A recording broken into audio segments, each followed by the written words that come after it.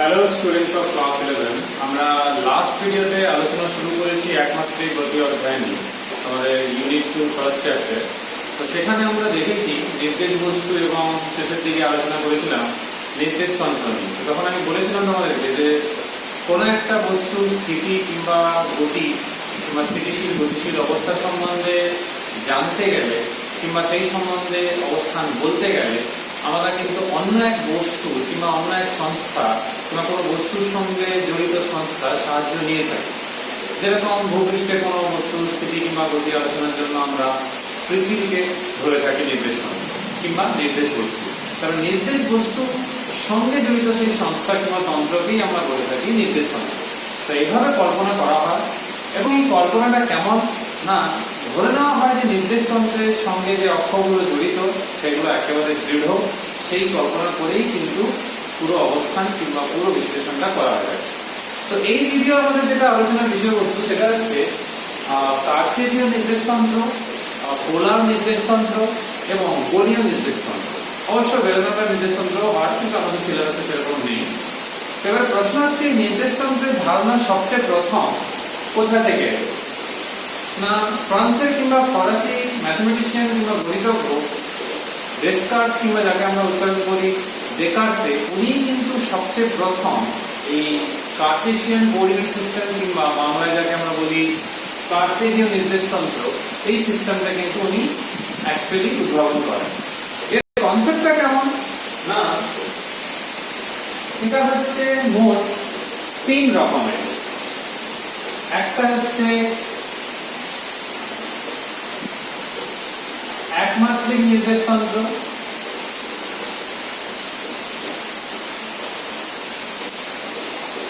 দ্বিতীয় হচ্ছে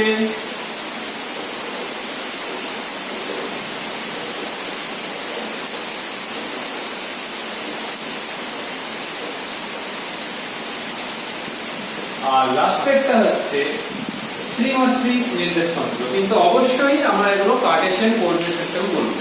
তাহলে একটা হচ্ছে 1 ডাইমেনশনাল কার্টেসিয়ান কোঅর্ডিনেট সিস্টেম, আরেকটা হচ্ছে 2 ডাইমেনশনাল, আরেকটা হচ্ছে 3 ডাইমেনশনাল।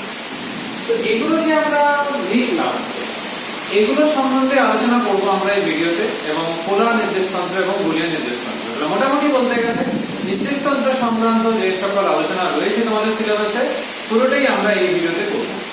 সবচেয়ে প্রথমে আসা যাক এই একমাত্রিক নির্দেশতন্ত্র নিয়ে। সাপোজ কোনো একটা নির্দিষ্ট রেখা কিংবা অক্ষ বরাবর, যেমন ধরো রাস্তায় একটা সাইকেল যাচ্ছে কিংবা একটা মারুতি যাচ্ছে, তো এই ক্ষেত্রে গাড়ির গতি একটা সরল রেখা দিয়ে আমরা কিন্তু প্রকাশ করতে পারবো, সেই জন্য একটি সরলরৈখিক গতিও বলা হয়। তো নিয়মটা কেমন না, নিয়মটা হচ্ছে একমাত্রিক গতির ক্ষেত্রে যে একটা পয়েন্ট যেটা হচ্ছে আমাদের মূল বিন্দু, সেইটা আগে স্থির বিন্দু ধরা হলো, তার সাপেক্ষে আমাদেরকে যে বরাবর গতিশীল হচ্ছে কণাটা, সাপোজ এই বরাবর, সাপোজ এই বিন্দুটা হচ্ছে x, তাহলে এই অক্ষটা হচ্ছে x, তো জরুরি নয় যে x অক্ষ বরাবরই হবে গতিশীল, যে y বরাবর হতে পারে, z বরাবর হতে পারে, কিন্তু যে কোনো একটা অক্ষ বরাবর, তাহলে একটা সরল রেখা বরাবর সাপোজ এটা যদি হয়, তাহলে দেখা গেল এই O থেকে x হয়তো 5 মিটার, 5 মিটার ডিসটেন্সে আছে। তার মানে মূল বিন্দু যেখানে কল্পনা করলাম সেখান থেকে 5 মিটার ডিসটেন্সে রয়েছে। তার মানে এই বিন্দুকে যদি আমি নাম A দিই, তাহলে O এর মান আমি যদি স্মল x ধরি, তাহলে এটাই কিন্তু একমাত্রিক গতিকে বিশ্লেষণ কিংবা প্রকাশ করছে, এবং এই নির্দেশতন্ত্রকে আমরা একমাত্রিক নির্দেশতন্ত্র বলতে পারি। তোমাদের টেক্সট বইতে, প্রকাশনী বইতে দেখবে পেজ নাম্বার 32 এ রয়েছে। তো আমি বিন্দুটা এখানে ধরেছি, সেখানে তারা বিন্দু ধরেছে এইখানে, তো সেটা ধরার উপরে যে বই পড়বে যেরকম আছে, কিন্তু মূল কনসেপ্ট একই। একটা নির্দিষ্ট অক্ষ বরাবর সেই অক্ষের নামকরণ করতে হবে, তার একটা স্টার্টিং পয়েন্ট কিংবা ইনিশিয়াল পয়েন্ট কিংবা আদি বিন্দু থাকবে। এটাই হচ্ছে একমাত্রিক নির্দেশতন্ত্র বোঝানোর সবচেয়ে সহজ রাস্তা। তার মানে কি, একমাত্রিক গতি বোঝানোর জন্য একমাত্রিক নির্দেশতন্ত্রের প্রয়োজন হয়ে থাকে। নেক্সট আসা যাক দ্বিমাত্রিক কি হবে না, একটা তলের মধ্যে যখন সীমাবদ্ধ হচ্ছে গতি, সেটা দ্বিমাত্রিক গতি। তো সেটা বোঝানোর জন্য আমরা কি করব, সেটার জন্য আমাদের যেটা করতে হবে, এইরকম দুটো লম্ব অক্ষ কল্পনা করতে হবে। কারণ আমি যদি একে বোঝাই তাহলে এরকম হবে, এটা যদি মূল বিন্দু ধরি x অক্ষ y অক্ষ, তো দুটো পরস্পরের লম্ব। তো এই তলের মধ্যে অর্থাৎ এই xy তলের মধ্যে কোন বস্তু অবস্থান বা গতি নিয়ে আমরা সাপোজ ধরো আলোচনা করছি। সাপোজ বস্তু এখানে আছে, তাহলে আমরা স্থানাঙ্ক বলতে পারি কি xy। কেন? এই P বিন্দু যদি আমি এখানে একটা ফুট অফ দ্য পারপেন্ডিকুলার কিংবা পারপেন্ডিকুলার ড্র করি অর্থাৎ লম্ব, একে যদি a একে যদি b বলি, তাহলে বুঝতেই পারছো P বিন্দুর x অক্ষ থেকে লম্ব দূরত্ব কত না PA, আর y অক্ষ সাপেক্ষে লম্ব দূরত্ব কত না PB। তাহলে আমরা বলতে পারি এই মানটাকে যদি x, তাহলে এটাও x হবে সমান এবং সমান্তরাল, এটা যদি y তাহলে এটাও y হবে। তো এখান থেকে যদি মূল বিন্দু থেকে যদি আমি এটাকে যোগ করে দিই অর্থাৎ OP, একে যদি আমি নাম দিই r, এটা একটা ধরো অবস্থান ভেক্টরের মতো, তাহলে r স্কয়ার, এটাকে আমি আরো ভালো করে বলতে পারি OP স্কয়ার। এটা একটা সমকোণী ত্রিভুজ হচ্ছে যেটা এটা পারপেন্ডিকুলার, তাহলে OP স্কয়ার সমান হচ্ছে কি না OA square plus AP square, অর্থাৎ r স্কয়ার সমান x square plus y square, অথবা রুট ওভার দিয়েও লিখতে পারি, অঙ্ক করার সময় হলে কাজেও লাগবে। তো ভেক্টরে আমরা এগুলো আবার পড়ব নেক্সট চ্যাপ্টারে। তো আপাতত যতটা প্রয়োজন ততটা আমরা আলোচনা করলাম। কিন্তু যদি ত্রিমাত্রিক নির্দেশতন্ত্রটা কখন লাগবে, অর্থাৎ বস্তুর ত্রিমাত্রিক গতি কিংবা অবস্থান বোঝানোর জন্য, সেক্ষেত্রে আমরা কিভাবে বলতে পারি না আমরা এভাবে বলতে পারবো, সাপোজ ধরো তিনটে অক্ষ তখন আমার লাগবে, ধরো এটা x, এটা y, এটা z। আমি দেখো এটা অ্যান্টি ক্লকওয়াইজ সেন্সে ধরেছি। তো কোঅর্ডিনেট সিস্টেম দুটো রকমের হয়, তোমরা পরে কলেজে গেলে আরো ভালো করে পড়বে মেকানিক্সে। তো একটা হচ্ছে রাইট হ্যান্ডেড কোঅর্ডিনেট সিস্টেম আর একটা হচ্ছে লেফট হ্যান্ডেড কোঅর্ডিনেট সিস্টেম। তো বুঝতেই পারছো রাইট হ্যান্ডেড এর নরমাল সেন্সটা হচ্ছে এরকম অর্থাৎ ক্লকওয়াইজ, কিন্তু লেফট হ্যান্ডেড এর নরমাল সেন্সটা হচ্ছে অ্যান্টি ক্লকওয়াইজ। তো এটা লেফট হ্যান্ডেডই রয়েছে অর্থাৎ অ্যান্টি ক্লকওয়াইজ সেন্সে ধরা রয়েছে। তো এইখানে সাপোজ ধরো কোন একটা কণার অবস্থান এখানে আছে, কারণ আমরা পদার্থবিদ্যাতে আলোচনা করার জন্য আমরা বস্তু আকার আয়তনকে উপেক্ষা করে তাকে কণা হিসাবে বিবেচনা করি। আমি আগে ভিডিওতেও বলেছি যে ট্রেনের গতি বিবেচনা করার সময় ট্রেন কত লম্বা, কি রঙের দেখতে, কত বড়, সেটা আমার জন্য কোনো আলোচ্য বিষয় নয় ফিজিক্সে আলোচনার ক্ষেত্রে বলতে গেলে। তাকে কণা হিসাবে ধরে তার গতি বিশ্লেষণ কিন্তু করা যাবে, সে কত সরণ, কত বেগ, কত দূরত্ব গেছে, সেগুলো হলেই হবে। তাহলে এই যে বিন্দুটা রয়েছে এখান থেকে আমরা যদি প্রজেকশন কিংবা যাকে আমরা বলি ফুট অফ দ্য পারপেন্ডিকুলার বিন্দুর নাম যদি দিই P ড্যাশ, অর্থাৎ P ড্যাশ বিন্দুটা হচ্ছে P বিন্দুর অভিক্ষেপ কিংবা প্রজেকশন। জাস্ট একটা ধরো এই রুমটাই যদি হয়, এখানে যদি একটা বস্তু থাকে, সাপোজ দেখলাম হয়তো এখানে একটা মশা উঠছে, তো এইখান থেকে আমাকে যেটা গ্রহণ করতে হবে, যদি আমি এই ঘরে একটা কর্নারকে ও বিন্দু ধরে যে কোনো একটা দেওয়ালের কর্নারে ধরে যদি আমি এক্স ওয়াই কল্পনা করি আর এটা জেড কল্পনা করি, তাহলেই আমরা করতে পারবো সেখান থেকে ফুট অফ দ্য পারপেন্ডিকুলার, অর্থাৎ আমরা এখান থেকে প্রজেকশন যদি ড্র করি তাহলে দেখতেই পাচ্ছ এখান থেকে আবার এগুলো কানেক্ট করতে হবে, এর সমান্তরাল আবার এদিকে রাখতে হবে।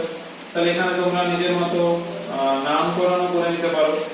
তো এই যে কাজগুলো আমরা করছি, তাহলে দেখো এইখানে আমরা এইটা যদি এই যে মানটা তোমরা দেখতে পাচ্ছ a থেকে p' যে মানটা আমরা দেখছি, আর এদিকে কি না, তাহলে ডেফিনেটলি এই মানটা x, তাহলে এটা x হবে।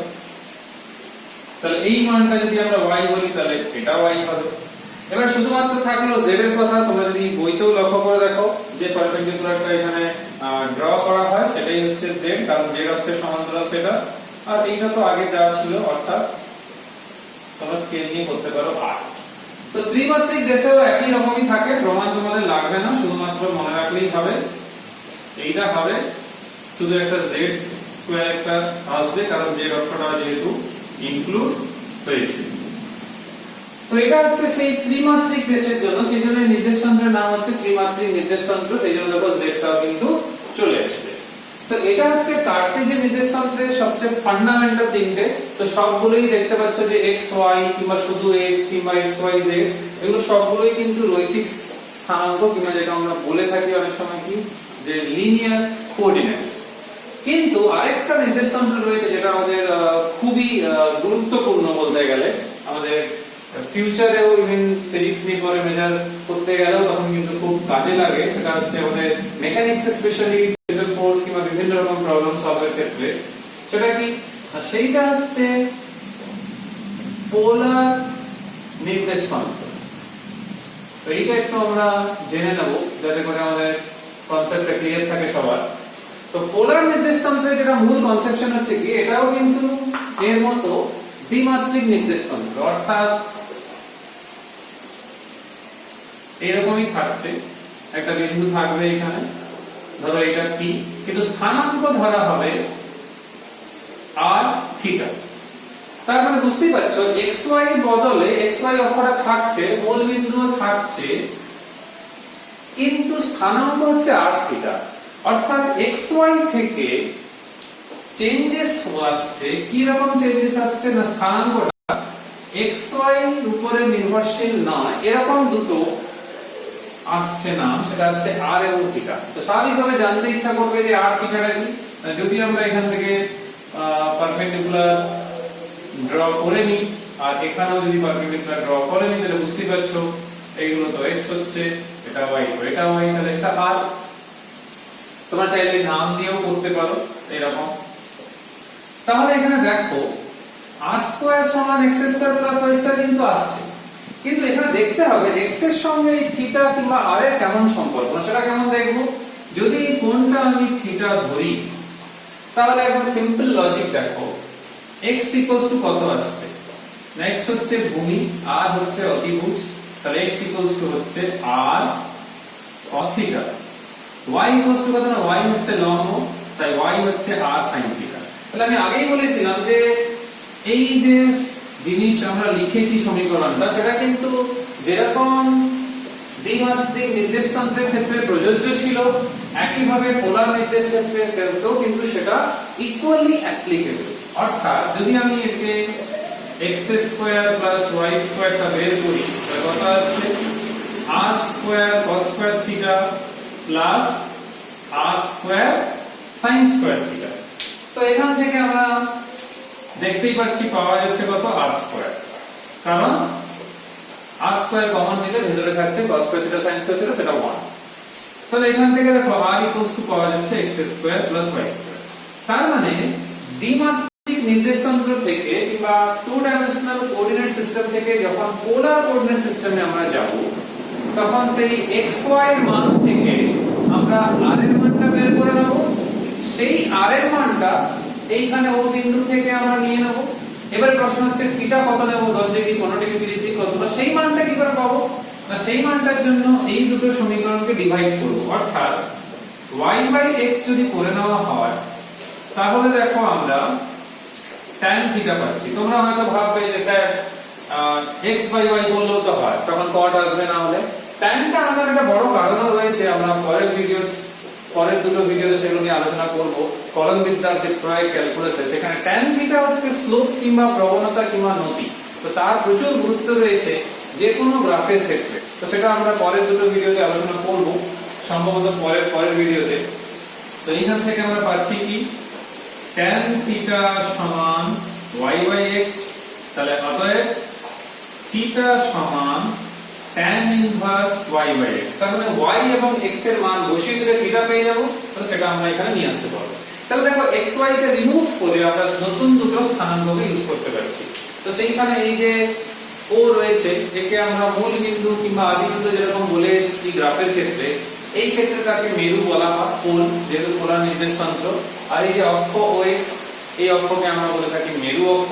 আর এটা তো তার বুঝতেই পারছো রেজাল্টেন্ট কিংবা একটা অবস্থান ভেক্টরের মতো, যেটা মূল বিন্দুর সাপেক্ষে নেওয়া হচ্ছে। এগুলো বাদেও আরো দুটো নির্দেশতন্ত্র রয়েছে। তার মধ্যে একটা হচ্ছে, অবশ্য এটা পরীক্ষাতে কিছুই আসে না সেরকম, কিন্তু জাস্ট ইনফরমেশনের জন্য বলছি, একটা হচ্ছে গোলীয় নির্দেশতন্ত্র, আর দ্বিতীয় হচ্ছে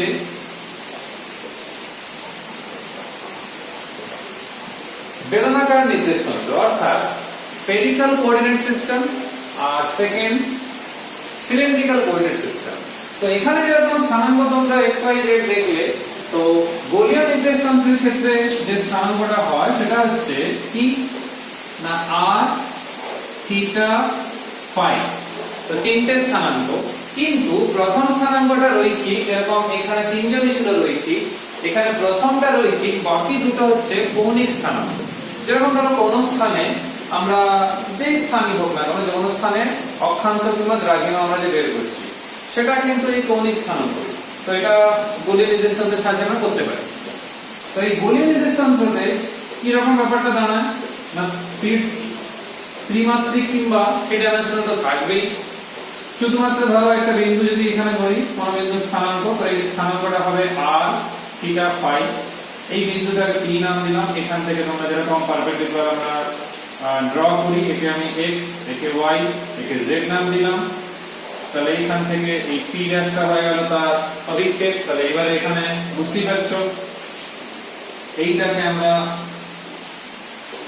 থিটা ধরা হয়, যে থিটাটা এখানে লিখেছি তোমরা বইতেও দেখতে পারো পেজ নাম্বার 33 এর ক্ষেত্রে। আর পাইটা কি হয় না, এইখান থেকে p ড্যাশ যে অভিক্ষেপটা পাওয়া গেছে সেখানটাকে কানেক্ট করে নেবে, কানেক্ট করে নিয়ে সেই অ্যাঙ্গেলটা হচ্ছে পাই। তাহলে এই r থিটা ফাই এর সঙ্গে x y z এর সম্পর্ক রয়েছে, কিন্তু সেটা বিএসসি সিলেবাস, তোমাদের এইচএসসি সিলেবাস নয় সেটা। তো সেই জন্য কোনো সমস্যা নেই, আপাতত তোমাদের না জানলে হবে।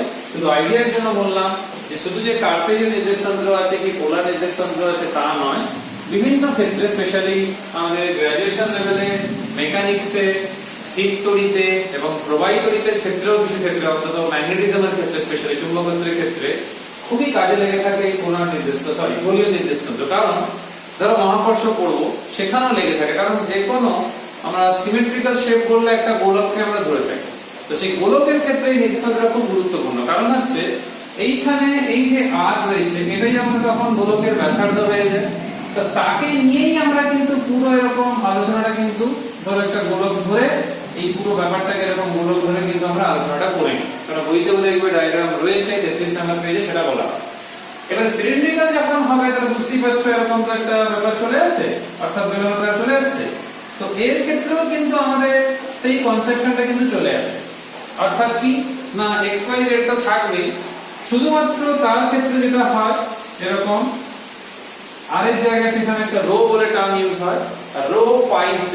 এখানে দুটো কৌণিক স্থানাঙ্ক ছিল, এখানে কিন্তু একটাই কৌণিক স্থানাঙ্ক থাকে, z মানে তার অক্ষ বরাবর যেটা সিলিন্ডারের যে অ্যাক্সিস সেই বরাবর যেটা থাকে, আর রো হচ্ছে তার সেই r যেরকম আমাদের এখানে ছিল সেখানে রো থাকে।